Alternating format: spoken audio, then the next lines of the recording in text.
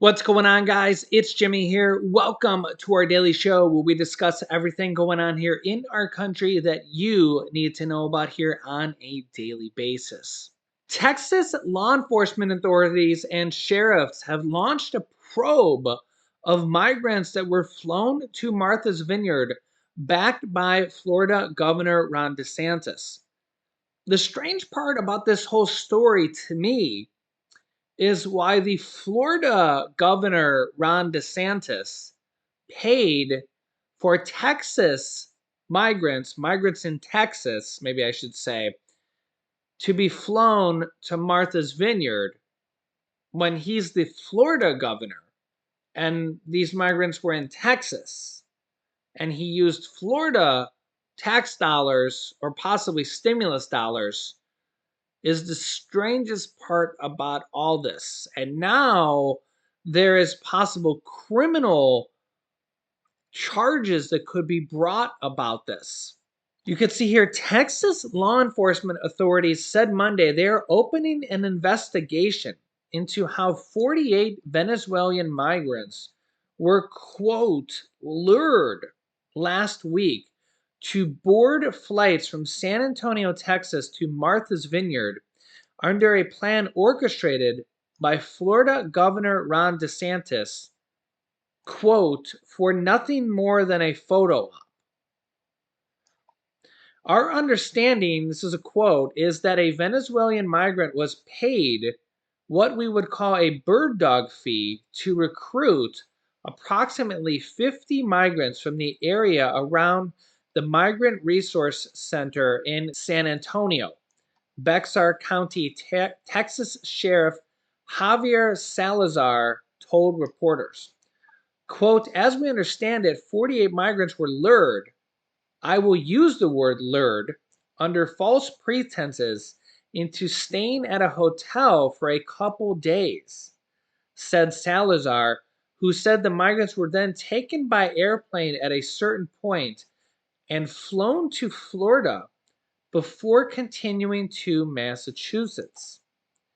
Salazar, an elected Democrat from South Texas, said the migrants were taken out of Texas to Martha's Vineyard under false pretenses, noting they were, quote, promised work and promised a solution to several of their problems. Quote, they were taken to Martha's Vineyard from what we can gather for nothing more, for little more than a photo op, video op, and then they were unceremoniously stranded in Martha's Vineyard. Florida Republican Governor Ron DeSantis has told reporters that he plans to continue paying the cost of transporting migrants detained at the U.S.-Mexico border in Texas to keep them from settling in Florida and sending them to sanctuary cities across the country. He also said he wants to call attention to Biden's administration's reckless border security policies. DeSantis said, quote, I got $12 million to use, so we are going to use it, he said, because I think people want to see that we're actually standing up and trying to protect the state against President Biden's really reckless policies. Quote, the $12 million refers to the money the Florida legislature approved earlier this year to pay the cost of relocating undocumented immigrants in Florida. But these immigrants aren't even in Florida, they're in Texas. This is the thing, this is the part I don't even understand. Quote, we want to make sure that Florida taxpayers are not having tens of thousands or hundreds of thousands of people coming in illegally. And Massachusetts is seeking human trafficking probe targeting Florida Governor Ron DeSantis over migrants and the misleading of them and the possibly human trafficking because they really didn't agree to what the transporting of this because it was under false pretenses and it was not what they originally agreed to. So let me know your thoughts on this. Will there be criminal charges brought over the Florida governor? Also, let me know your thoughts. Do you find it weird that Florida is spending $12 million of Florida taxpayer money to transport immigrants that's supposed to be used for Florida? He's sending sending people out of Texas to Massachusetts. And remember, he told the migrants that they were going to Boston and basically misled them and just dropped them off in Martha's Vineyard, which I I don't know. It's this whole thing is very bizarre. You also kind of gotta, if you really kind of think about this whole situation, they drop these migrants off out of a plane and say, "All right, here you go."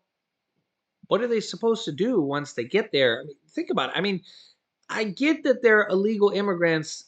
I get it. But what are they supposed to do when they get there? Go sleep on the street? Or I mean, I mean, these are human beings here. Let me know your thoughts here in the comments. And remember that um, there was another story here that now Texas governor has dumped a baby migrant on Kamala Harris's doorstep. You can see here that a new busload of 50 migrants, including a 1-month-old child, were dropped in front of the Naval Observatory on Saturday in Washington, D.C., home of Vice President Kamala Harris. So I get this statement they're trying to make, but I mean, are we not endangering a 1-month-old child and stuff doing this?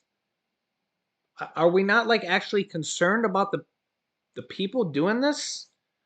Um, Let me know your thoughts here on this. It's kind of crazy. And these are the things like if you were a governor of a state, whether it's Texas or Massachusetts or any states, if I was the governor of a state, a Democrat or Republican or an independent, these are the type of issues that are really tough to solve. Solving the border issue, really, really tough to solve. It's been a terrible issue for 20 years. Vice President Kamala Harris just said a few days ago that the border was secure, which was an absolutely ludicrous thing to say. I don't think anybody thinks that the border is secure because it's not. We have about 2 million migrants that are illegally coming over the border. Again, I'm not a Democrat, I'm not a Republican, but I don't think anybody thinks that the border is secure. It's just common sense. I think even if you're a Democrat, you don't think that the border is secure because there's 2 million people coming across the border illegally. That's even with the wall that has been built. There's a few sections that are still kind of being built by Texas, but it's just the whole border is just a complete nightmare. It has been for a long time. And even if you're a governor of Texas, if you're a governor of Massachusetts, obviously Texas and Arizona have it a lot worse. It's a really tough situation. What do you do? And even with the wall, it's still a tough situation. It's Let me know your thoughts. How would you combat this problem? It's a really tough situation. Remember, Trump was there for 4 years in office as a president, and the wall was built. We spent billions of dollars on it. Texas is still building it years later, and we still see a massive problem here.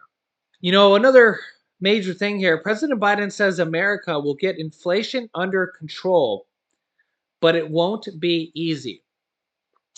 This is really kind of the other, really one of the major things here on America's mind is this inflation, the cost of rising goods, the rising food. Gas prices have come down for almost 100 days in a row here now.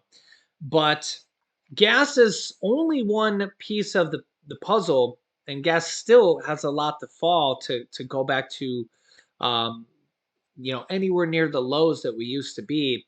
And the September 21st here tomorrow, we're going to see interest rates go up dramatically yet again. And This is part of the pain that we're going to see here from the Fed, from the government, and governments all around the world are doing this as well. And this is part of the problem of inflation, and it's not pretty. It's not pretty, and I mean, just go to the grocery store. I mean, we're all feeling it right now. You go to the grocery store, you're seeing smaller packages cost more, and you're getting less. It's really, really tough right now. It's really, really tough right now. And hopefully, we see here on September 28th a food assistance raise. That would be for over 40 million Americans. That would help out the 40 million Americans. Maybe we'll see an eligibility adjustment there. I would like to see more people get it. I see a lot of comments from people in the comment section that say, I didn't qualify. I made like, just a small amount, $20 over or $100 over or something like that. And I couldn't qualify. I think that you know, that, that sucks for lack of a better word. Um, and that does go up with inflation. They do have a qualifications on that, that goes up with inflation.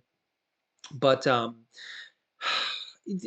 there's just a really, we had a recent report here that like Social Security lost 40% of their buying power from Social Security benefits, as seniors lost 40% of their buying power over since I think it was since the year 2000.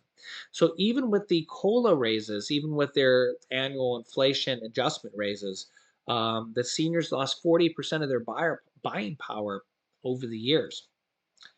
So things have gotten more and more expensive, but yet people are losing their buying powers even with their raises at work, their raises in Social Security. This is kind of the inflation creep that affects us all. That affects us all. And let me know your thoughts here. And this is kind of the problem that like governments don't see and wealthy politicians don't see, and they think that everything is fine. They think the answer is just go to work and support yourself and stop looking at government welfare. You hear these wealthy politicians say dumb shit like that, right? For lack of a better word, right? This is kind of the problem here that we see with politicians, and then you get these politicians who they get reelected year after year after year after year, and then people wonder why there's no change. I mean, and you could say this about either side, right? I mean, we get Democrats and Republicans, elected from both sides year after year after year, and it's just a really tough situation. I mean, what do you think? What do you think? And right now, going into the midterm elections, things are really kind of heating up. We actually have a lot of issues that are pretty much kind of on the block right now. That these midterms could really change. We look at things like Roe v. Wade and the women's choice and pro-life that have really been tossed up in the air and kind of shaken to the country's dissent, from the Supreme Court right here before the election time, from the Republican-controlled Supreme Court. We've had the gun laws and the mass shootings here that have really been, this year have been, center stage as well. And a lot of people, we had a minor bill passed. Some people say it's a major bill, but realistically, hasn't. It doesn't change a whole lot on gun safety. I mean, it was a bill passed by Congress, by the House, the Senate, passed by the president. So it does some things, but realistically, if you're a gun owner, not much has changed, and really, nobody's taken away anybody's guns or anything like that. So really, it's pretty much the status quo.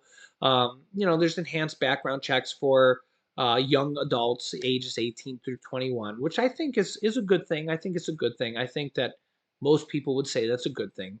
I mean, why would you not want to have something like that? It's just there's no there's no bad part about that. I mean, I think that where the rhetoric gets bad here is when people say they're gonna take away our guns. You get these conspiracy theorists say they're gonna take away our guns.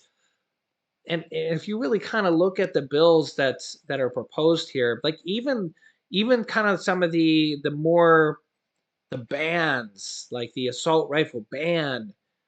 That's the to ban assault rifles.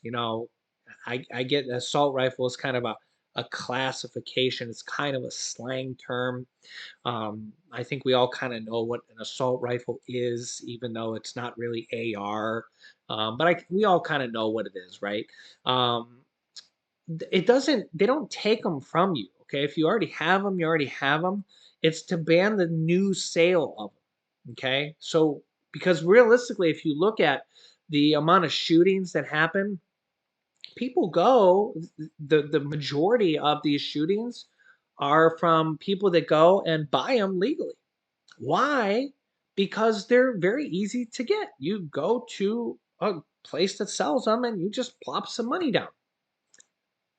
They're very easy to get. Okay, it's actually harder to get one on the street to actually find somebody who would have something like that than to go to a store and just give them the money. Believe it or not. So if you know a place that actually has it and sells it, it's easier to just do it. So if you look at all these mass shootings that had that used, a lot of them used the assault rifles, they bought them legally. They bought them legally. So more of them bought them legally than bought them illegally. I mean, trying to find an assault rifle on the street illegally. I mean, sure, a handgun or something like that. Yeah, you could find that. But the majority of these assault rifles, you know, these high profile mass shootings, they were bought legally, believe it or not. So now, right now, we're not going to be able to pass it. The Republicans don't want to vote for it. They don't want to vote for it. We, whether you think that's right or wrong, but we get the rhetoric of they want to take away our guns, and that's just not going to happen.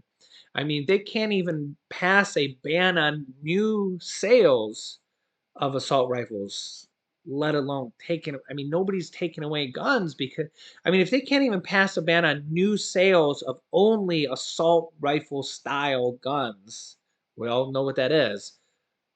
There's no way there's going to be a passing of taking away anybody's guns. It's not even a proposal anywhere. It literally wouldn't pass at all anywhere. So that's where a lot of people get the